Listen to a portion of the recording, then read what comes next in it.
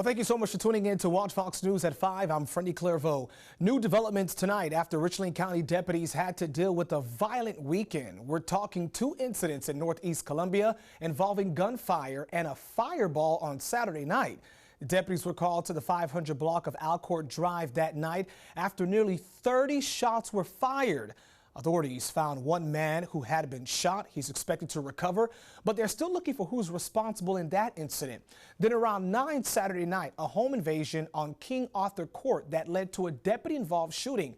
45-year-old Antoine Moby was arrested after being accused of the invasion and throwing a fireball at a canine specialist. That Alcott Drive shooting is still under investigation, and deputies are hoping the public can help them track down whoever pulled the trigger. Our Mike White talked to someone whose apartment was damaged by that gunfire on Saturday. Mike, what did you find out? Friendly Asia Hopkins has been living here at the Willow Run apartment since 2015, but she says that Saturday's shooting is the final straw, as one of the bullets that went into her apartment, she says, would have killed her if she was there, and that she no longer feels safe living here. What you're looking at is video sent to Watch Fox News from the scene of a Saturday night shooting on Alcott Drive, where 29 shots were fired, leaving a man wounded. I seen the outcome of what transpired, and that was my neighbor ended up getting shot. It was blood all in the hallway, tape everywhere. Fortunately for Asia Hopkins, she and her children left the complex right before the shooting. But when she got back, she noticed some serious damage to her unit. This is another bullet hole. You see how big it is? It went through my wall. The video you're looking at is the bullet Hopkins found in her living room from the shooting.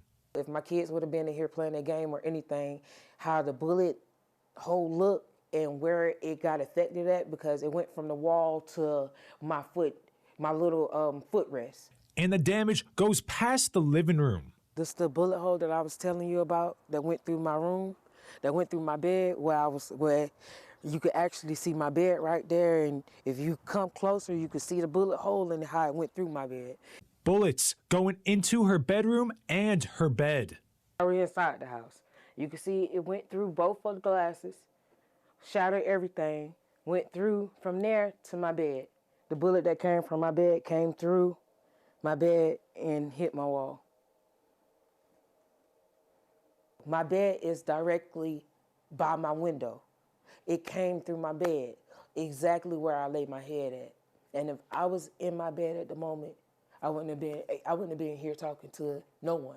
Her mother, Regina Bailey, was home in her own unit on Saturday during the shooting and heard the first 26 shots being fired. Bailey says when she went outside to see what was happening, she immediately noticed the damage to her daughter's unit. I took my cane and I started bamming on her frame, and I said, Asia, Asia, Asia, and I started crying, and I thought about my grandsons, and nobody was responding. My grandchildren not living here no more. My daughter's not living here no more, and the state of South Carolina needs to know that the violence is getting worse. This really physically damaged a lot. Kids are scared to go to sleep in their own homes.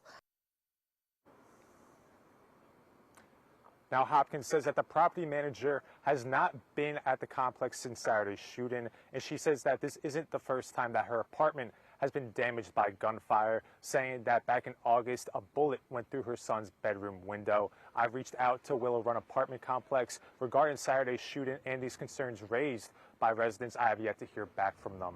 Reporting in Columbia, Mike White. Watch Fox News, Local First.